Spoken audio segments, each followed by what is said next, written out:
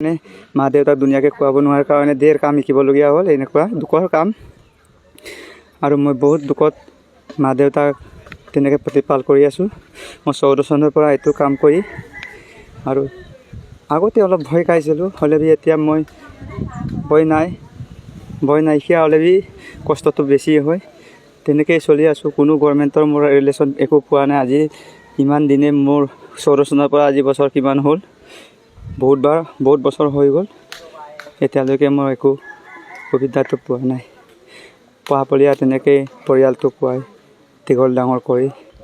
একেলগে কিমান গছ আপুনি ৰোপণ কৰিব পাৰে? মই এতিয়া একেলগে আপোনাৰ 12 জোপামান পাৰোঁ, আৰু বাকী দিনটো পাৰোঁ, দিনটো কৰিব পাৰোঁ। খোৱা বোৱা ঠিক হ'ব লাগিব। গছ কটাটো মই প্ৰতিটো গছে, আৰু নামটোহে ক'বলৈ বেয়া হৈছে, গছৰ নাম আদায় কৰিব নোৱাৰোঁ।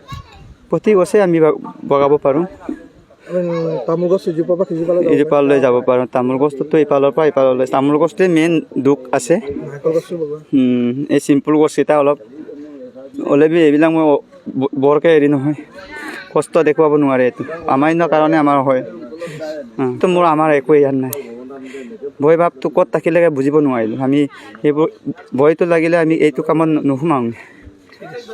কষ্ট কৰে 2014 চনৰ পৰা কষ্ট কৰি খাই আছোঁ। ময়ো লগতে থাকোঁ, মোৰো অকণমান কৰোঁ বাৰু, নকৰোঁ নহয়। বেচাই কৰে দিনটোত 6 7 কোনোবা 15-20 পালেও যেনে বগাব পাৰে, দৌৰিবও পাৰে দেই। কি নাম দিছে আমি স্পাইডাৰমেন বুলি, আমি স্পাইডাৰ কাপোৰেই পিন্ধি আছোঁ এতিয়া, স্পাইডাৰমেনৰ নিচিনাকৈ।